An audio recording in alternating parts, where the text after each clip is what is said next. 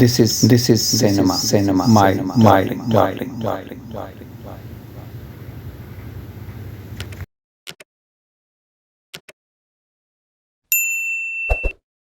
Welcome.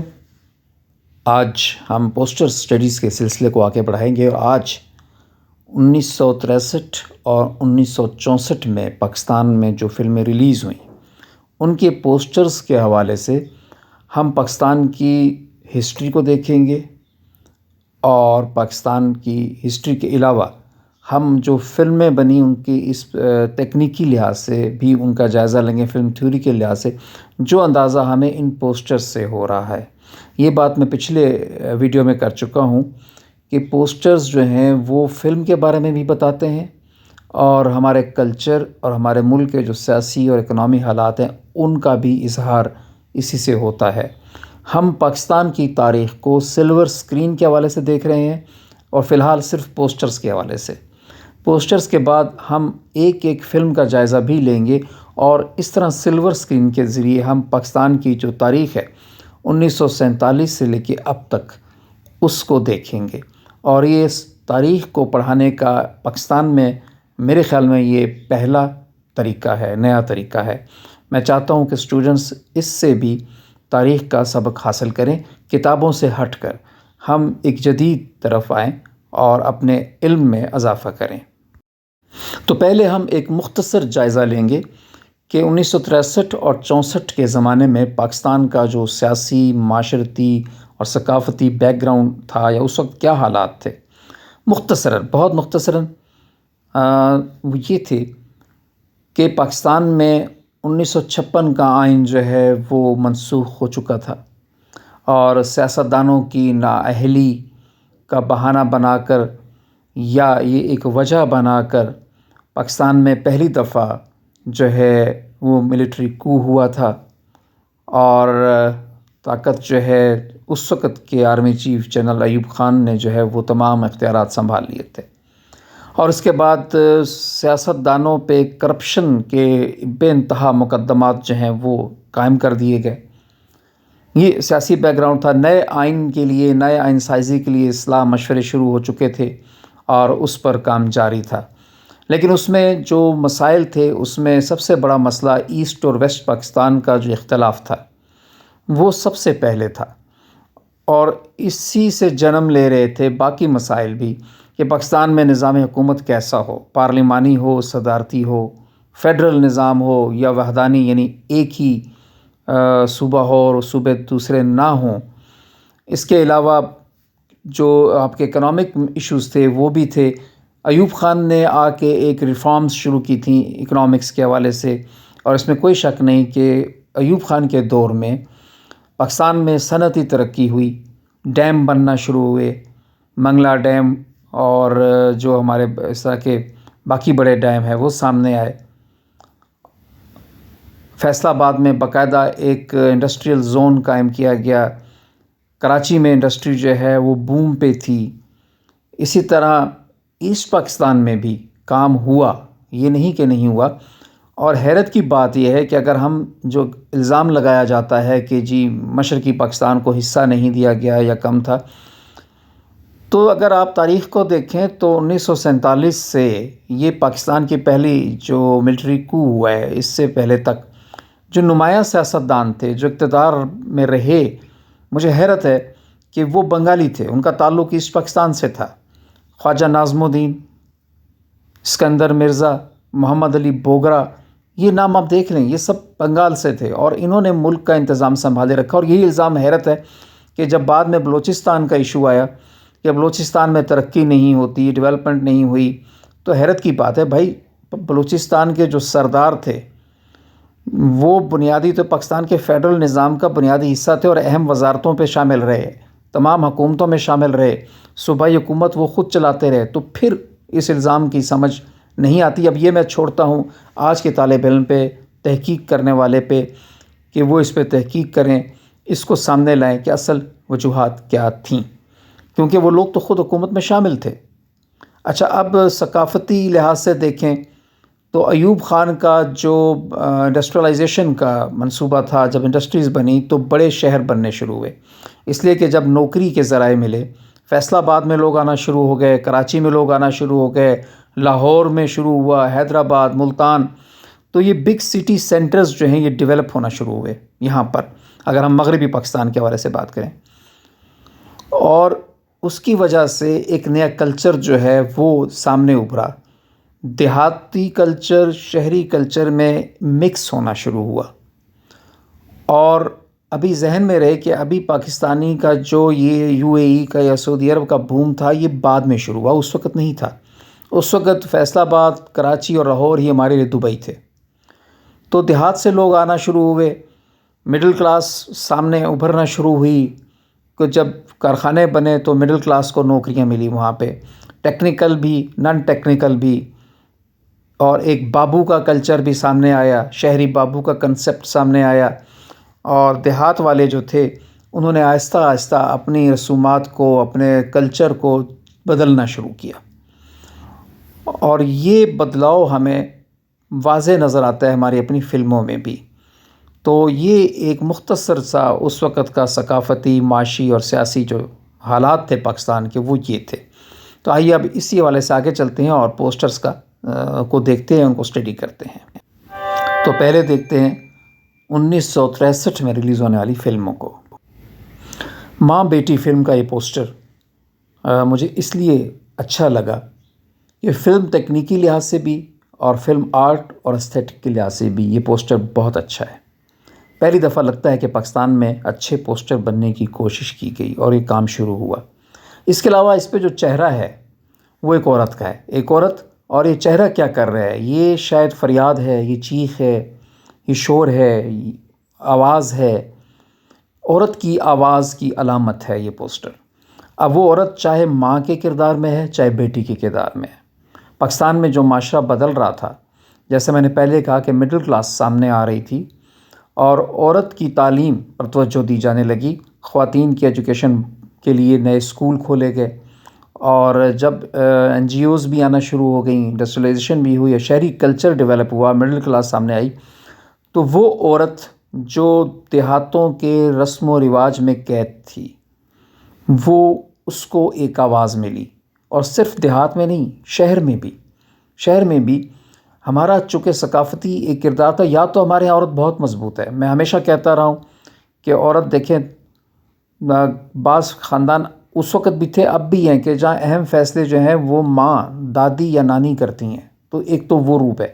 دوسرا یہ روپ ہے کہ عورت کو اتنا دبا دیا جاتا ہے کہ کسی بھی اہم گھریلو فیصلے میں یا معاملے میں عورت کو نہیں پوچھا جاتا، جائیداد کا مسئلہ ہو، بچوں کے شادیوں کا مسئلہ ہو، کوئی بھی گھریلو ایشو ہو، تو یہاں پہلی دفعہ ہمیں نظر آتا ہے کہ عورت کی آواز جو ہے وہ ابھرنا شروع ہوئی۔ اس پوسٹر میں آپ دیکھ سکتے ہیں کہ بیک گراؤنڈ میں ایک بیل گاڑی ہے، اور بیل گاڑی جو ہے وہ اگر ہم دیکھیں کہ ہمارے کلچر میں اس وقت ٹرانسپورٹیشن کا ایک اہم ذریعہ تھا، روزگار کا ذریعہ بھی تھا، اور دیہاتی جو ہیں، جو کسان ہیں، ان کی زندگی میں بیلوں کی اور بیل گاڑی کی بہت اہمیت تھی۔ پھر جو خاتون آپ کو نظر آتی ہیں جو شاید فلم کا مرکزی کردار ہوں، ان کا ڈریس بھی آپ دیکھ سکتے ہیں، بالکل ہمارے اس زمانے کا جو دیہات تھا یہ اس کی عکاسی کرتا نظر آ رہا ہے۔ اور پھر چاچا خام خواہ جو فلم کا نام ہے اس پہ بھی غور کیجئے، چاچا عام طور پہ باپ کو بھی کہا جاتا ہے پنجابی ثقافت میں، تو جو باپ کا جو رول ہوتا ہے اس پہ، اور خاص طور پہ اس کو اگر ہم بیٹی کے حوالے سے دیکھیں تو یہ پوسٹر ہمیں اس طرف اشارہ کرتا نظر آتا ہے۔ موج میلہ 1963 میں ریلیز ہوئی، پنجابی فلم تھی، اور اس کا پوسٹر جو ہے یہ بھی واضح کرتا ہے ہماری پنجاب کی ثقافت کو، اس دور میں بھی اور اب بھی کہیں بہت کم۔ اب اس وقت تو عام طور پہ یہ تھا کہ خواتین دیہاتوں میں گھروں کے جو کام تھے ایون دیہاتوں میں کام کرتی تھیں، اور اس کے سر پہ پڑا ہوا یہ مٹی کا گھڑا آپ نے دیکھا۔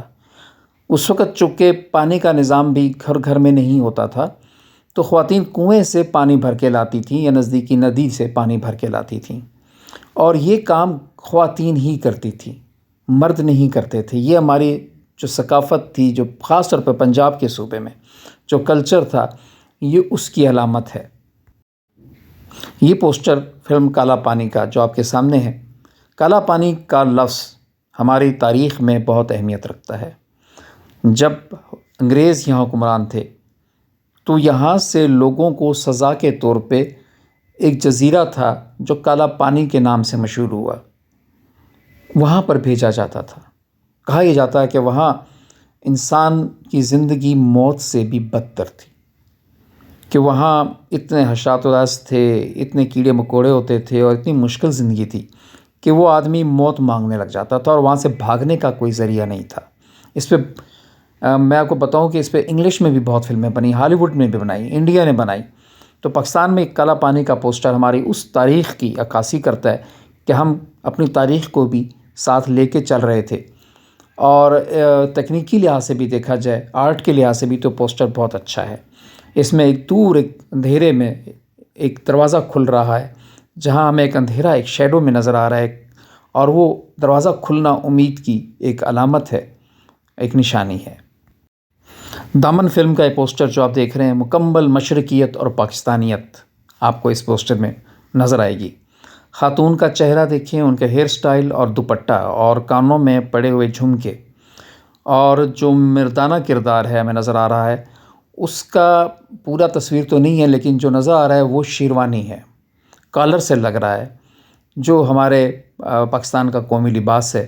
اور اس وقت جو ہماری مڈل کلاس یا اپر مڈل کلاس فیملیز تھیں، وہاں شیروانی پہنی جاتی تھی۔ 1963 کی بات ہے، تو یہ بھی ہمارے اس کلچر کی عکاسی کرتا ہوا نظر آتا ہے۔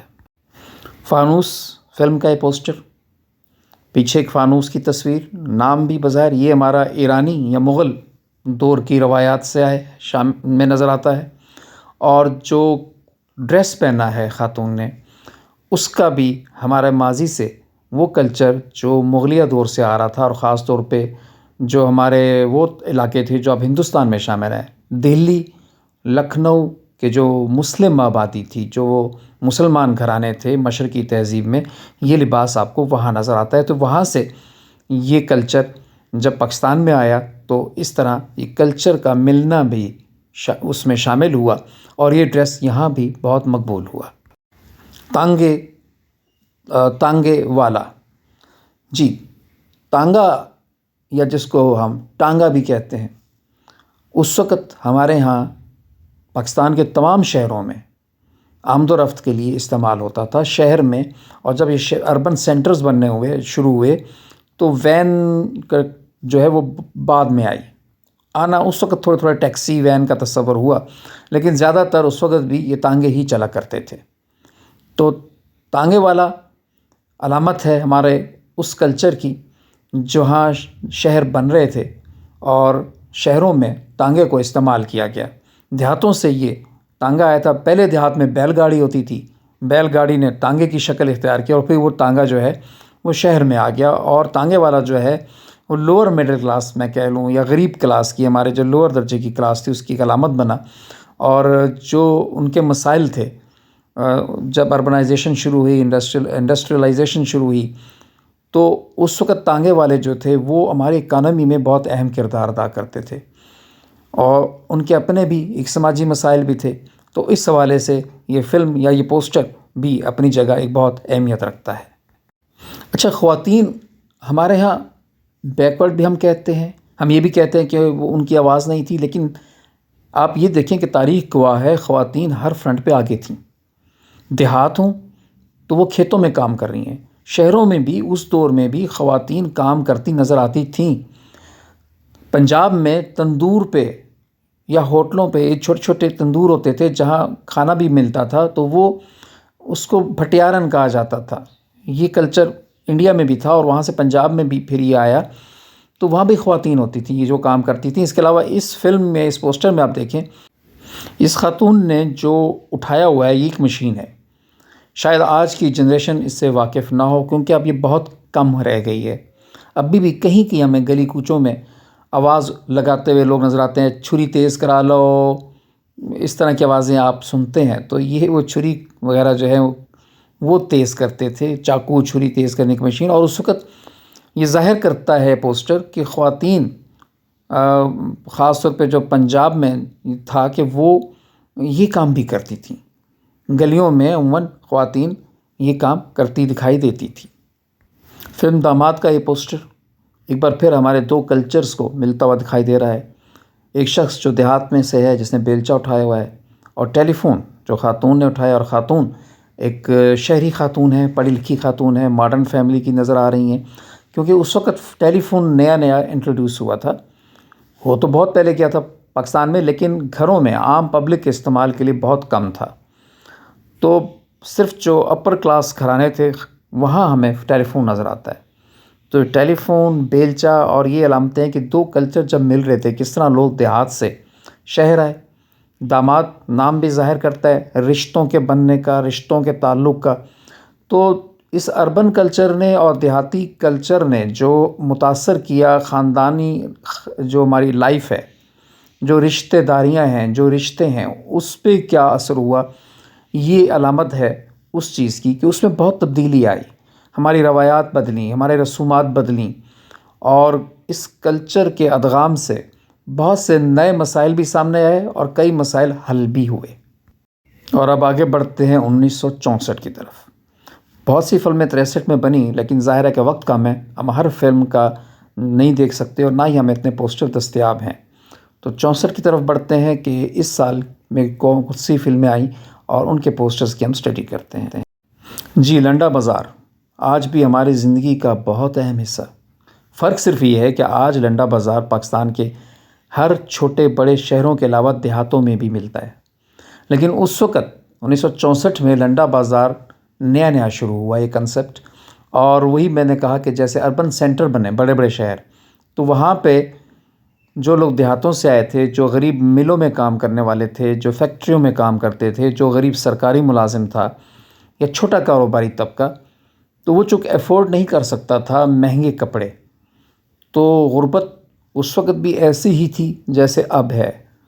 تو اس لیے یہ لنڈا بازار وہاں شروع ہوا اور یہ اتنا بڑھا پھر آہستہ آہستہ کہ اس پہ باقاعدہ آپ دیکھیے کہ 1964 میں ایک فلم بھی بنی. تو یہ اس لنڈا بازار کی اہمیت کو ظاہر کرتا ہے پوسٹر کہ ہمارے معاشرے میں اس وقت بھی اس کی کتنی اہمیت تھی. فلم گہرے داغ کا یہ پوسٹر اس وقت کے لوور مڈل کلاس کی علامت، خاتون کا لباس جو روایتی ہمارے ہاں دلہن کا لباس ہوتا ہے، خاص طور پہ مڈل کلاس دلہن، یہ وہ تھا. اور پیچھے جو علاؤدین صاحب کا کردار تھا اس کو آپ دیکھیں تو اس وقت کا جو شہری لوور مڈل کلاس مرد تھا، اس کا جو ہیئر سٹائل اور کپڑے ہیں وہ اس کی نمائندگی کرتے نظر آتے ہیں. آرٹ اور ثقافت دونوں لحاظ سے بہت خوبصورت پوسٹر. فلم پانی کا موضوع بھی دیکھیے. پانی اس وقت بھی پانی بہت اہم تھا، نہ صرف پینے کے لیے بلکہ دیہاتوں میں اس وقت پانی جب کھیتوں کو لگایا جاتا تھا تو اس پانی کے لگانے پہ جھگڑے ہوتے تھے اور نسل در نسل وہ دشمنیاں چلتی تھیں کہ اس نے میرا پانی کاٹ دیا، اس نے اپنے کھیت کو لگا دیا. تو یہ پانی ہمارے اس ثقافت میں شامل تھا. اور اس کے بعد جو ڈریس آپ کو نظر آتا ہے، مرد کا بھی خاتون کا بھی، وہ بالکل اس دیہات کی عکاسی کرتا ہے، اس لائف کی عکاسی کرتا ہے. اور بیک گراؤنڈ میں نہایت خوبصورت آپ کو مدھم سا ایک کنواں جو ہے، جب وہ چلتا تھا گول چکر کنویں کا جس میں پانی کے ڈول لگے ہوتے تھے. شاید ہماری نئی نسل اس سے واقف نہیں ہے. کبھی پرانی ویڈیو کوئی فلم ملی تو میں ضرور دکھاؤں گا. جب ہم فلم پہ بات کریں گے تو یہ کنویں اور ان کے سین بھی آپ کو دکھاؤں گا. فی الحال اس پوسٹر کو دیکھیے تو یہ مکمل طور پہ ہمارے دیہاتی کلچر کی ایک نمائندگی کرتا ہے، وہاں کے مسائل کی، اور وہاں کیا ایشوز تھے جو اس وقت تھے. یہ فلم بھی لگتا ہے کہ اسی پہ ہی بنی ہے. تو یہ پوسٹر آپ ہمارے پورے دیہاتی کلچر کو سامنے لے کے آتا ہے. اردو فلم خیبر پاس کا یہ پوسٹر اس وقت کے صوبہ سرحد اور آج کل کے خیبر پختونخوا کے کلچر کی عکاسی. خاتون یقیناً جب ماڈرن ہیں، شہری ماحول سے تعلق رکھتی ہیں اور شاید پختون نہیں ہیں، لیکن جو مرد کا رول ہے اس کا سٹائل، کپڑے، پگڑی اور وہ جو بندوق ہے جو ہمارے پختون کلچر کی ایک علامت ہے، وہ آپ کو اس میں نظر آتی ہے. اور خیبر پاس نام سے ہی ظاہر ہے کہ یہ اسی علاقے کے حوالے سے فلم ہے. بیٹی فلم کا یہ پوسٹر ظاہر کر رہا ہے ایک ایسے گھرانے کو جو شہر سے ہے. باپ جو پڑھا لکھا ہے، جس نے ماڈرن ڈریس پہنا ہوا ہے، ٹائی ہے، سوٹ ہے، اور یہ وہ اپر فیملیز تھی جہاں خواتین کی تعلیم شروع ہو چکی تھی، جہاں اب بیٹی کو اہمیت دی جانے لگی تھی۔ اور جب بیٹی کو اہمیت دی گئی تو ظاہر ہے وہ کلچر بدلا، جہاں بیٹی سے پیار دیہات میں بھی ہے، یہ فطرت میں شامل ہے، لیکن جب ہم کلچرز کی بات کرتے ہیں، معاشرے کی بات کرتے ہیں، اور معاشرہ جب بدل رہا تھا تو جب بیٹی کو تعلیم دی گئی تو اس کے ساتھ بیٹی کے لیے نئے تصورات، نئے آئیڈیاز، ایک نیا رول اس کا سامنے آیا۔ اب وہ بیٹی جو صرف گھر تک محدود تھی وہ باہر بھی آئی، وہ شہری کلچر میں باہر آ کے کام کرنے لگی تو اس کے مسائل کچھ اور ہو گئے۔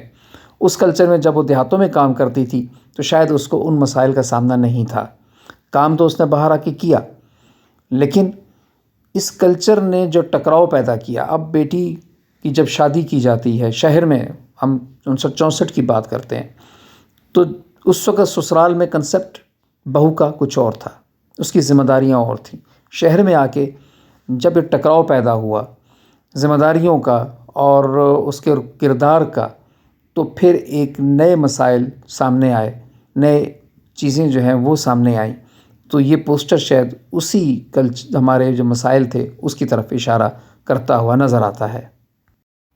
آشیانہ فلم کا یہ پوسٹر فلم اور پوسٹر کے آرٹ کے حوالے سے اہم ہے۔ ایک پوسٹر جو مکمل طور میں ہمیں آرٹ کی نمائندگی کرتا ہوا نظر آیا۔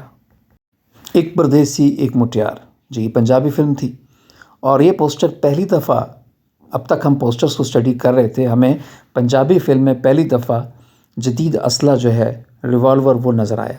اب سے پہلے پوسٹرز میں کلہاڑیاں تھیں یا چھریاں تھیں، چاقو تھے، تو پہلی دفعہ ہمارے کلچر میں، ہمارے دیہات میں 1964 میں، اگر ہم بات کریں تو 60s میں، یہ آتشی اسلحہ جو ہے وہ دیہاتوں میں اس کا اثر و رسوخ بڑھنے لگا، اس اسلحے کا استعمال بڑھا، اور یہاں سے ہمارے معاشرے میں تشدد کی ایک نئی جو لہر تھی وہ سامنے آئی۔ خاتون کا لباس ہمارے کلچر کے مطابق، جو دیہاتی کلچر تھا، وہ آپ کو نظر آئے گا۔ ماں کا پیار، اس پوسٹر میں آپ کو وہی روایتی کلہاڑی اور روایتی جو چھریاں ہیں، جو ہتھیار ہیں وہ نظر آئیں گے، درانتی ہیں، لیکن اور جو مرد کا کردار ہے اس نے جو سر پہ کپڑا باندھا ہوا ہے، یہ ہمارے دیہاتوں میں عام تھا، ہمارے دیہات کا ہی یہ ایک کلچر تھا، اس کی نمائندگی تھی۔ اردو فلم چنگاری کا یہ پوسٹر ہمارے شہری مڈل کلاس کی نمائندگی کرتے ہوئے، لیکن اس کے ساتھ ہی جو ہمارا دیہات کا کلچر ہے وہ بھی ہے۔ ایک مرد جو بینچ پہ بیٹھا ہے، اس نے دھوتی پہنی ہوئی ہے، اگر آپ غور کریں، دھوتی اور قمیض۔ دوسرے مرد نے شرٹ پہنی ہے جو کہ جدید ہمارے مڈل کلاس کی علامت تھی، اور خاتون نے شہری لباس پہنا ہے جو کہ اس وقت شہروں میں شلوار قمیض تھا، وہ اس طرح کا تھا، دیہاتوں میں یہ چیز نہیں ہوتی تھی۔ تو وہی دونوں کلچر کو جو مل رہے تھے، دونوں کلچر، جو ایوب خان ایرا کی خاص بات ہے، جو 1964 کی یا 60s کی دہائی میں انڈسٹریلائزیشن کے ساتھ، اربنائزیشن کے ساتھ جو کلچرز ملے، تو یہ اس کی علامت ہے۔ باغی سپاہی ایک پیریڈ فلم جو تاریخی پچھلی گزر چکی تاریخ اس پہ مبنی کہانی۔ ہم ایسی فلموں کو اس لیے یہاں پوسٹر سٹڈیز میں نہیں لا رہے کہ ان کے پوسٹرز ظاہر ہے کہ وہ آج کے دور کے نہیں تھے، اس دور کے نہیں تھے جس کی ہم اسٹڈی کر رہے ہیں، یہ ماضی کے تھے، لیکن ہاں اس حوالے سے یہ اہم ہے کہ جو فلم کی تحریک ہیں، جو موومنٹس کی ہم نے بات کی، تو یہ رومانٹسزم ہے جو ہمیں ماضی میں لے کے جاتا ہے، جہاں ہم ماضی کی اچھائیوں کو یاد کرتے ہیں، ماضی میں اپنے عروج کو یاد کرتے ہیں، اپنے کلچر کو دیکھتے ہیں، تو یہ رومانٹسزم کے حوالے سے اس طرح کی فلمیں بنتی رہیں، تو باغی سپاہی ایسی ہی ایک فلم تھی۔ ملنگ فلم کا پوسٹر جس پہ ایک ملنگ کی تصویر آپ کو نظر آ رہی ہے۔ اب ملنگ جو ہے وہ پاکستان کے اگر تمام حصوں میں دیکھا جائے، اس وقت بھی ایسٹ ہو یا ویسٹ ہو، دونوں پاکستان کے حصوں میں، پنجاب ہو، KPK ہو، بلوچستان ہو، سندھ ہو، کشمیر ہو، گلگت بلتستان ہو، ملنگ کا تصور ہمارے ہاں موجود ہے۔ شاید اس کا ہمارے تصوف کے ساتھ، ہمارے جو ایک سوچ تھی بر صغیر میں اولیاء کے حوالے سے، مزارات کے حوالے سے، تصوف کی شاعری کے حوالے سے، اس میں ملنگ کا بہت اہم کردار تھا، اور ملنگ کے موضوع پہ بھی فلمیں بنی، اور کئی فلموں میں ہمیں قوالیاں، مزاروں پہ دھمال اور ملنگ نظر آتے ہیں، اور یہ بہت اہم کردار ادا کرتے ہیں ہماری ثقافت میں۔ اسی حوالے سے یہ پوسٹر جو ہے ہمارے ثقافت کے اس روپ کو اجاگر کرتا ہوا نظر آتا ہے۔ فلم ہتھ جوڑی کا یہ پوسٹر پنجابی کلچر کی بھرپور نمائندگی کرتے ہوئے، خاتون نے جو زیورات پہنے ہیں وہ ہمارے پنجاب کے کلچر میں، بلکہ باقی صوبوں میں بھی یہ ٹیکا اور جھومر عام تھے۔ اس کے علاوہ جو مردوں نے ڈریس پہنے ہیں وہ دونوں ہمارے پنجابی کلچر کی ثقافت کی نشاندہی کرتے ہیں، اور اس کے ساتھ جو ہاتھ میں بندوق ہے، جیسا ہم نے پہلے ذکر کیا کہ 60s میں اس آتشی اسلحے نے دیہاتوں میں زور پکڑا، اس کا آنا شروع ہوا اور اس کا استعمال شروع ہوا۔ اس سے پہلے ہمیں یہ اتنا دکھائی نہیں دیتا تھا، کم ہوتا تھا بہت، لیکن 60s میں یہ اسلحہ جو ہے، جدید اسلحہ جو ہے، اس کو اس وقت کا جدید اسلحہ کہہ لیں، یہ ہمارے کلچر میں داخل ہوا۔ ہیرا اور پتھر وحید مراد زیبا کی بہت مشہور فلم۔ اس فلم میں وحید مراد جو ہیں وہ آپ کو اربن لوور مڈل کلاس کے لباس میں نظر آئیں گے، اور ان کا کردار جو تھا وہ بھی جو شہری لوور طبقہ ہے اس کی نمائندگی کرتا نظر آتا ہے، جو مزدور ہیں، جو دہاڑی دار ہیں، جو وہ طبقہ ہے، اس کے مسائل کو دیکھا گیا ہے، اور یہ پوسٹر اس کی علامت ہے۔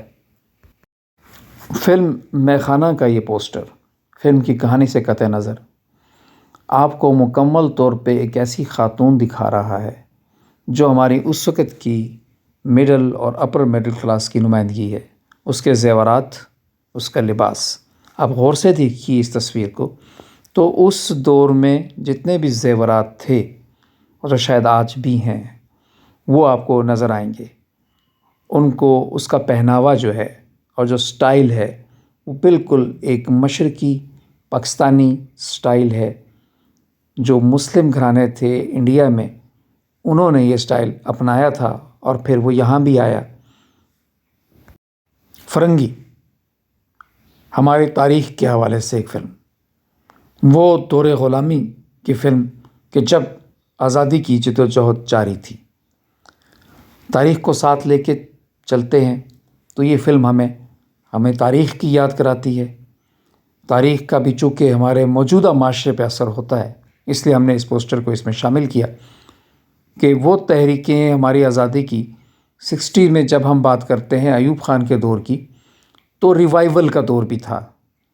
ہم اپنی تاریخ کو شاید اس کا جائزہ لے رہے تھے کہ کس طرح ہم نے اپنی عظمت کو جو ہے وہ کھویا، تو حکومت کی بھی کوشش تھی اور اس حوالے سے کافی کام کیا گیا ادبی سطح پر اور فلموں میں بھی اور سیاسی طور پہ بھی، کہ کسی طرح سے ہم ریوائیو کریں، ہم اپنے ماضی کو جو شاندار مسلمانوں کا ماضی ہے اس کو لے کے آئیں، اور جو موجودہ معاشی یا ثقافتی انحطاط کا دور تھا وہ 60s میں سیاسی ابتری تھی، تو اس کو کاؤنٹر کرنے کے لیے یہ بھی ایک طریقہ تھا کہ ہم اپنے ماضی کو لے کے آئیں، پازیٹیولی ہم دیکھیں کہ ہم نے کس طرح جدوجہد کی، آزادی کی اہمیت کیا ہے، ہم نے کیسے آزادی حاصل کی اور اب اس کا دفاع کیسے کرنا ہے، اور کس طرح ایک مضبوط قوم کی صورت میں ابھرنا ہے۔ یہ بھی 60s کی ایک تھیم ہے۔ 65 میں ہم آگے چلیں گے تو وار بھی ہوئی، تو اس جنگ کے اثرات بھی جو تھے وہ ہمارے معاشرے پہ کیا ہوئے وہ ہم اگلی قسط میں دیکھیں گے، 65 میں دیکھیں گے، 66 کے پوسٹرز میں دیکھیں گے کہ اس کا کیا اثر ہوا۔ لیکن 60s میں ایک کام شروع ہو چکا تھا، بھارت سے ہمیں خطرہ تھا، ہے، اور وہ اس وقت سے بھی ایک سیاسی ایشو تھا، تو اس کو کاؤنٹر کرنے کے لیے پھر اس طرح کی تاریخی فلمیں جو ہیں وہ بنائی گئیں، اور یہ بھی ہماری ایک فلم موومنٹ تھی۔ اس پہ ہم تفصیل سے بعد میں بات کریں گے۔ تو یہ تھا ہمارا 1963 اور 1964 کی فلموں کے پوسٹرز کی اسٹڈی، اور اس حوالے سے پاکستان کے معاشرے کی جو ہم نے اسٹڈی کی ہے۔ اگر آپ کو یہ سلسلہ پسند ہے تو پلیز لائک کیجئے، اس چینل کو سبسکرائب کریں تاکہ آپ تک اپڈیٹ پہنچتی رہیں اور ہمیں بھی حوصلہ ہو، ہم اس کام کو جاری رکھیں۔ کمنٹس ضرور دیجیے گا، آپ کے کمنٹس کا انتظار رہے گا۔ اگر آپ کو اختلاف ہے کسی بات سے تو ویلکم، آپ وہ بھی لکھیے۔ مجھے انتظار رہے گا آپ کے کمنٹس کا. تو اگلی قسط تک کے لیے انشاءاللہ پھر ملیں گے. 65 اور اس سے آگے کے پوسٹرز کو ہم آگے ڈسکس کریں گے.